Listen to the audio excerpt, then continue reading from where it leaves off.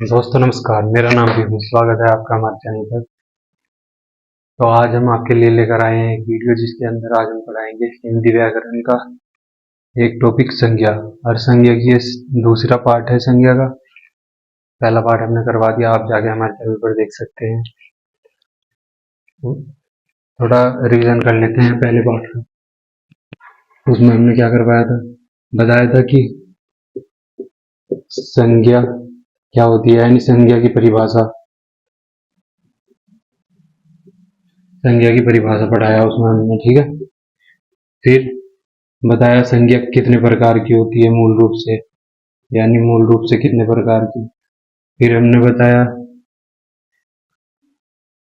प्राचीन प्राचीन हिंदी के अनुसार, प्राचीन हिंदी के अनुसार संज्ञा के भेद, संज्ञा के भेद पढ़ाए बताए। आधुनिक हिंदी के अनुसार, आधुनिक हिंदी के अनुसार पढ़ाए भेद संज्ञा के, ठीक। फिर हमने व्यक्तिवाचक व्यक्तिवाचक संज्ञा, व्यक्तिवाचक संज्ञा को पढ़ाया। तो दोस्तों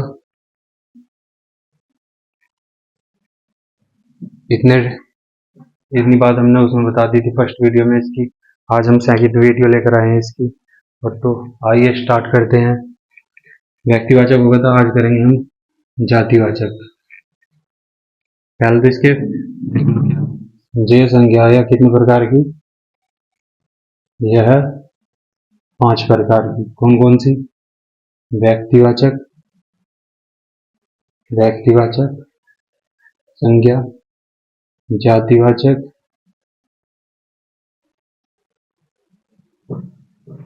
जातिवाचक, भाववाचक,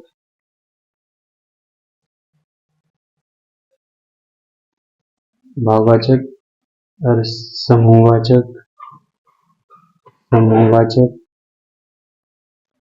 और पदार्थवाचक, पदार्थवाचक। तो दोस्तों हमने पढ़ लिया था व्यक्तिवाचक, ये किसी विशेष व्यक्ति, वस्तु, स्थान या भाव आदि के नाम को संज्ञा कहते हैं। जैसे किसी का नाम हो राम, श्याम, या जैसे एवरेस्ट, माउंट एवरेस्ट पर्वत, ऐसे। आज हम पढ़ेंगे दोस्तों जातिवाचक संज्ञा, ये हमने कंप्लीट कर लिया था। तो आइए स्टार्ट करते हैं जातिवाचक संज्ञा से। दोस्तों जिन कॉम्पिटिटिव एग्जाम में हिंदी सब्जेक्ट होता है उसमें यहाँ से आने के पूरे चांस रहते हैं, तो आप भी ध्यान से पढ़ते रहिए। तो आइए स्टार्ट करते हैं दूसरा, इसका दूसरा भेद जो कि है जातिवाचक संज्ञा। जातिवाचक संज्ञा,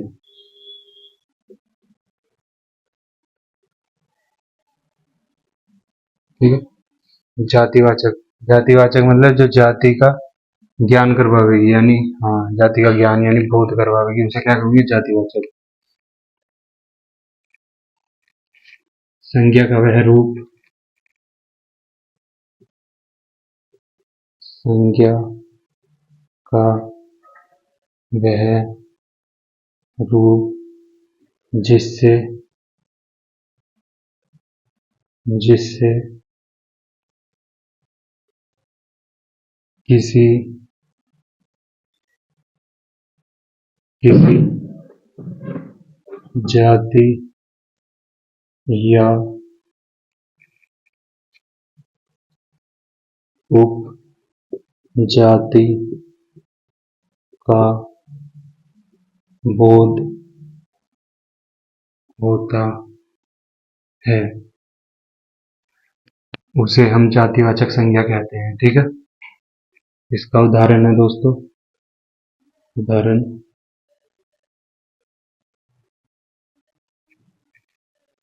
किसी जाति या उपजाति का बोध होता है उसे हम जातिवाचक संज्ञा कहते हैं। तो इसके उदाहरण होंगे, जैसे आपने लिख लिया नदी।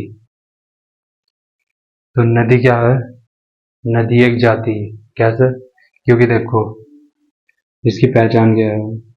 जिसके जैसे और हो। देख लो पहचान इसकी, देख लो पहचान। पहचान होगी इसकी, देखो, एक तो ये क्या होगी? दृश्य। ठीक है, दृश्य का मतलब ये दिखेगी आपको जातिवाचक। दूसरा, ये क्या होगी? बहुवचन इसके बन सकते हैं। बहुवचन। बहुवचन क्या होंगे? बन सकते हैं इसके। ठीक। और क्या होगी ये? जिसके जैसे और हो, यानी कि वही बहुवचन बन सकते हैं, या लिख लो जिसके जैसे और हो। जिसके जैसे और हो। समझ रहा है? जिसके जैसे और हो। कैसे? देखो भैया, जैसे हमने लिख लिया नदी। तो नदी आपको क्या है? दृश्य है, यानी दिख रही ना नदी आपको। अब बहुवचन बन सकता है इसका। तो नदी का क्या हो सकता है? नदी का बहुवचन नदियां, है ना? नदियां यानी बहुवचन भी बन गया। जिसके जैसे और हो। अब देख लो, नदी नदी जैसी और होगी ना, है ना? क्योंकि देखो, नदी और जैसी और का मतलब है कि जैसे गंगा नदी, गंगा नदी, यमुना नदी, यमुना नदी। ठीक। यमुना नदी। और भी बहुत प्रकार की, माही नदी, ऐसे ही बहुत सारी होगी। ठीक है, तो यानी जिसकी जैसी और हो। तो इससे पता चलेगा कि ये जो नदी है, ये नदी क्या है? जातिवाचक संज्ञा। ठीक। नदी होगा, जैसे उदाहरण में आम लिख लो। आप कहोगे आम तो एक ही हो। नहीं, आम के भी किस्म हो अलग अलग। जैसे लंगड़ा आम, आम, है ना? चौसा आम,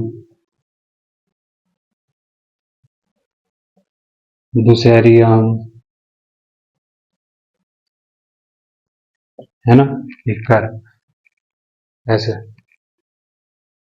तो आम की भी किस्म होगी। और नदी होगी, आम होगा। जैसे मंतरी, आपने देखा होगा कि ये रेल मंतरी, ये स्वास्थ्य मंतरी, ये पर्यटन मंतरी, ऐसे मंतरी। ठीक है। और जैसे आप पेन भी लिख सकते हैं। पेन की भी अलग अलग किस्म होती है, बॉल का पेन, जेल का पेन। ठीक। ऐसे। तो दोस्तों, ये कुछ उदाहरण थे आपके। ऐसे तो लिखो जाएंगे, बहुत सारे हो जाएंगे। ठीक है, तो थोड़ा आप पहचान लियो। बस पहचानने का सिस्टम ये दिया कि दृश्य होगी वो, बहुवचन बन सकता है उसका। ठीक। जिसके जैसे और हो। यदि ये ट्रिक समझ लो या पहचान, जो भी कुछ समझो इसे, इसके द्वारा आप जातिवाचक संज्ञा का पता लगा सकते हो। अब हम देखेंगे इसके बाद जातिवाचक के बाद, जातिवाचक के बाद हम देखेंगे भाववाचक। भाववाचक संज्ञा।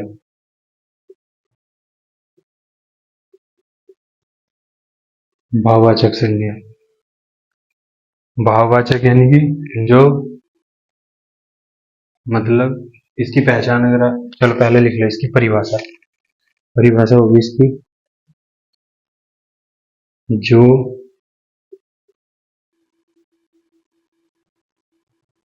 या संज्ञा का वह रूप जिससे जो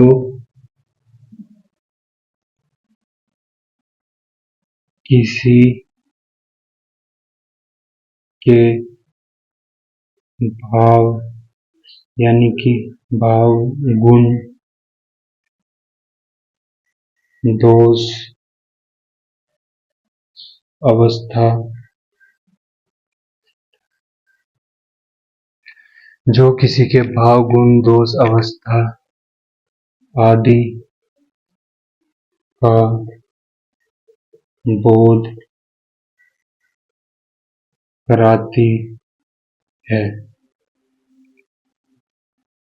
अर्थात जो संज्ञा किसी के भाव, गुण, दोष, अवस्था आदि का बोध कराती है उसे हम भाववाचक संज्ञा कहते हैं।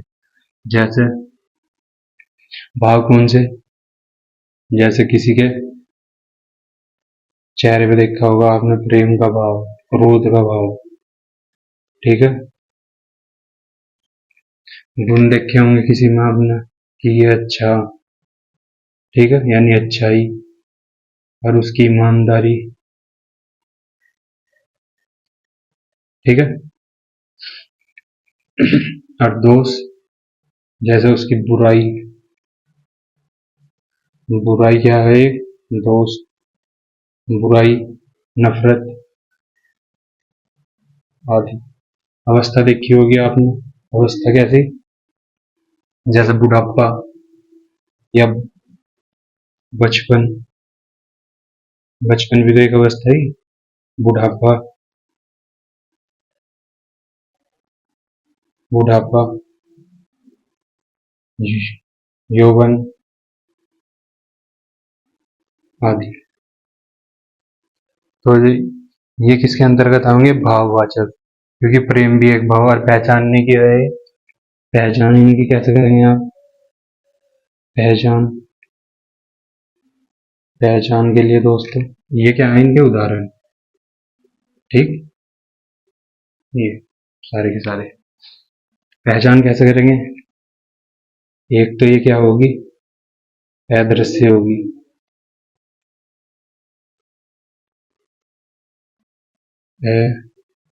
अदृश्य। अदृश्य का मतलब दिखाई नहीं देने की आपको, यह ठीक है। देखो क्यों दिखाई देने की? प्रेम, प्रेम में कोई मतलब दिखाई दे जाएगा, वो शरीर दिखाई दे सका आपको, ठीक है, लेकिन प्रेम वैसे नहीं दिखने का। ना क्रोध दिखने का, उसका चेहरा दिखेगा बस क्रोध में कैसा, ठीक है। अच्छाई नहीं दिखने की, ठीक है। ये सिर्फ एक किस्म के भाव हैं। ईमानदारी, बुराई, नफरत, बचपन। किसी का बचपन देख लोगे आप, वो छोटा बच्चा दिखेगा, ना कि उसका बचपन दिखने का। बुढ़ापा, बुढ़ापे में उसका शरीर दिखेगा, देखो थोड़ा लटका लटका सा ऐसा बुढ़ापे में, लेकिन क्या बुढ़ापा वैसे नहीं चमकने का आपको, ऐसे ही ये यौवन यानी जवानी। यानी ये क्या होगी? अदृश्य होगी। और क्या होगी? एक सर ने पढ़ाया था हमें, उन्होंने कहा था कि इसे प्लेट में नहीं परोसा जा सकता, ठीक है दोस्तों। इसे प्लेट में नहीं परोसा जा सकता, तो ये भी अच्छा था, बढ़िया बताई थी उन्होंने। देखो, क्या आप प्रेम को प्लेट में रख सको? रख नहीं सकते। क्रोध को प्लेट में रख सको? रख नहीं सकते, बल्कि क्रोध में और प्लेट को फेंक कर मार देंगे। अच्छाई को प्लेट में रख सको आप? ईमानदारी को, बुराई को, नफरत को, बचपन को, बुढ़ापे को, यौवन को। अगर जी हम तो बुढ़े को रख लेंगे, तो बुढ़ा क्या है? बुढ़ा भाववाचक संज्ञा नहीं है, ठीक है। बुढ़ा होगा जातिवाचक संज्ञा, क्योंकि बुढ़े जैसे और बुढ़े होंगे ऐसे।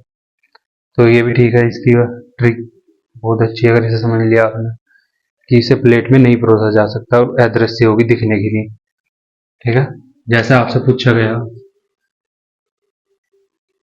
कि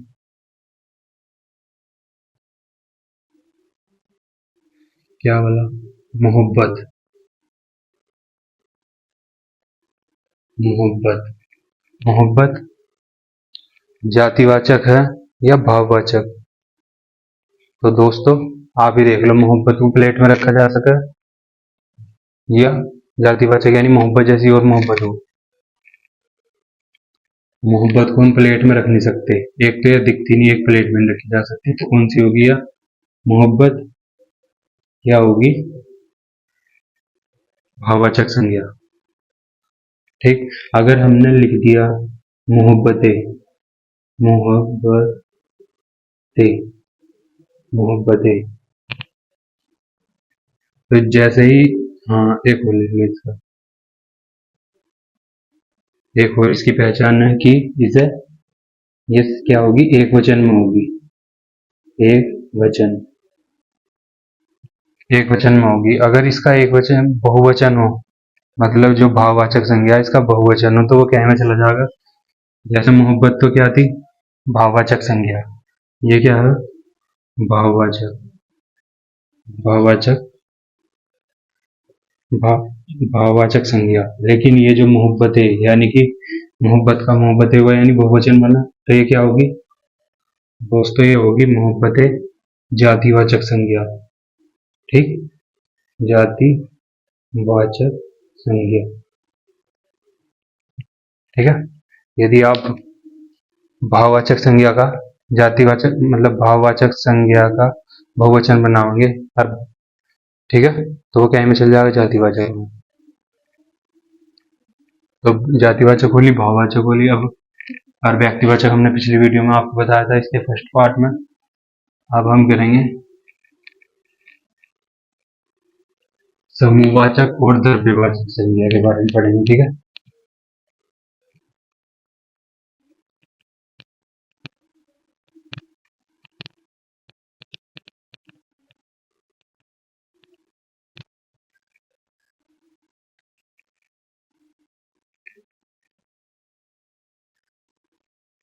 अब पढ़ेंगे हम पदार्थवाचक संज्ञा। पदार्थवाचक संज्ञा,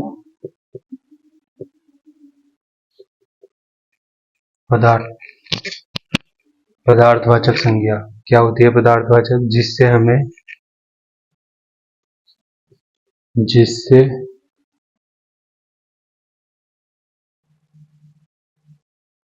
बस लिख लो, जिससे पदार्थ, पदार्थ यानी कि मैटर का बोध होता है। ठीक, पदार्थ, पदार्थ को एक एक शब्द और दिया जाता है इसके लिए, द्रव्य,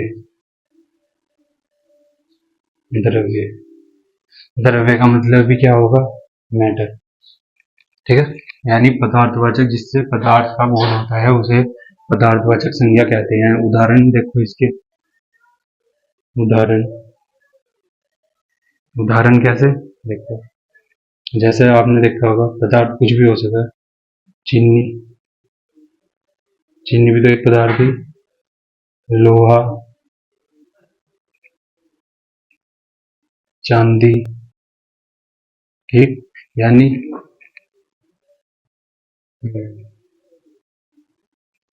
चांदी, तेल,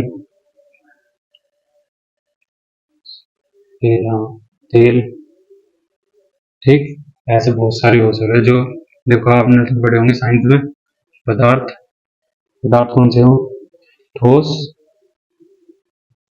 द्रव, गैस,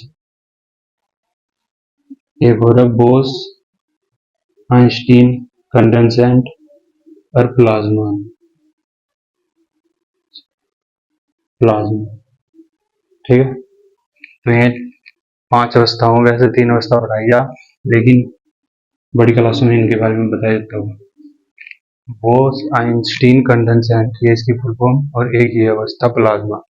तो ये पदार्थ की 5 अवस्थाएं होती है। देखो, और एक बात हो, ये है द्रव्य, और ये लिखा हुआ द्रव्य, इस द्रव्य का मतलब मैटर, यानी दुनिया में कुछ भी देख लो आप, सब द्रव्य है। ठीक है, सब क्या है, द्रव्य के अंतर्गत आएगा।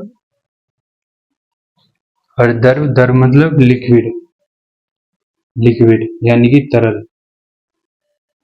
ठीक, इस द्रव का मतलब है तरल, और यह द्रव्य, मैटर।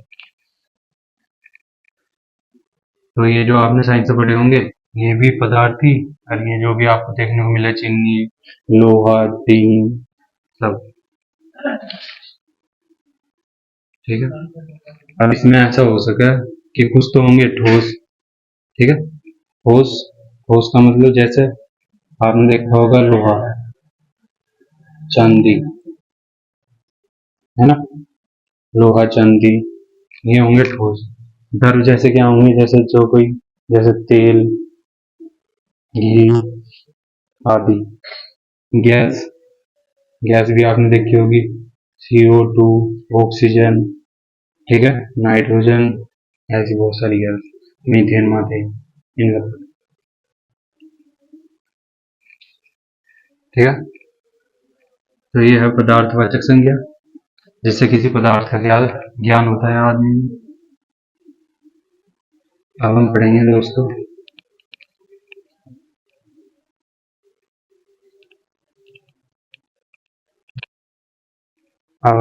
दोस्तों समूहवाचक संज्ञा। समूहवाचक संज्ञा, समूहवाचक संज्ञा, इसमें किस चीज का ज्ञान होगा आदमी को? समूह का, ठीक है। संज्ञा के जिस रूप से समूह का ज्ञान होता है,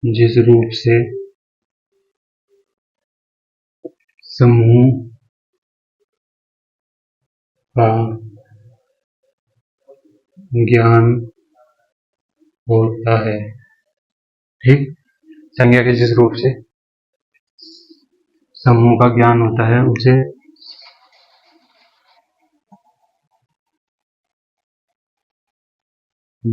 संज्ञा के जिस रूप से समूह का ज्ञान होता है उसे हम समूहवाचक संज्ञा कहते हैं। उदाहरण दोस्तों, उदाहरण दे रहे हैं आपको, जैसे भीड़, ठीक है। भीड़, भीड़ से क्या पता चला भाई? कुछ भी हो, किसी चीज की भी भीड़ हो, यानी क्या हमें बहुत सारी चीजों का पता चला, बहुत सारी चीजों को मिला के हम भीड़ कहेंगे, ठीक है। भीड़, सभा, इसमें पता चल रहा हमें कि सभा भी क्या है? समूह है, बहुत सारी चीजों का या व्यक्तियों का, ठीक है। भीड़ सभा और भीड़ सभा, कक्षा, कक्षा, बच्चों यानी बहुत सारे बच्चों की क्या है? भीड़ ही तो, या विद्यार्थियों की, ठीक, कक्षा। संसद, संसद, संसद में भी मंत्रियों की, है ना, मंत्रियों की भीड़ है उधर भी, यानी कि संसद भी क्या है? और संसद, पुंज,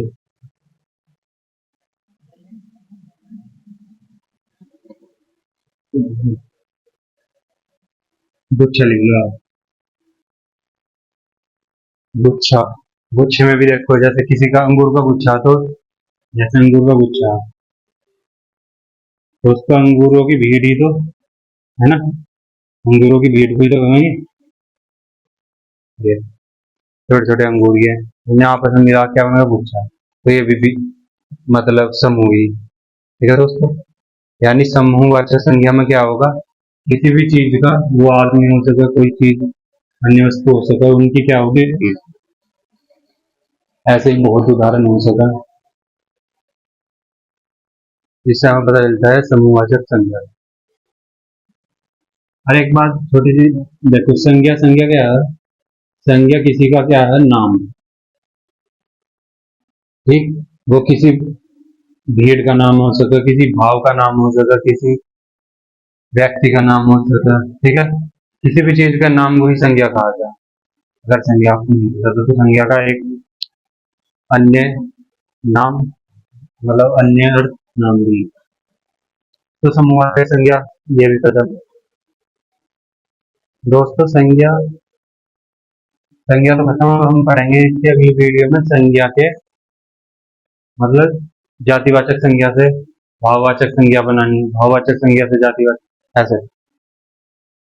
ठीक है दोस्तों, ये वीडियो है, विराम लेते हैं, तो मिलते हैं अगले वीडियो में। हर वीडियो देखने के लिए आपका बहुत बहुत धन्यवाद। यदि वीडियो आपको पसंद आई तो वीडियो को लाइक अवश्य कर देना।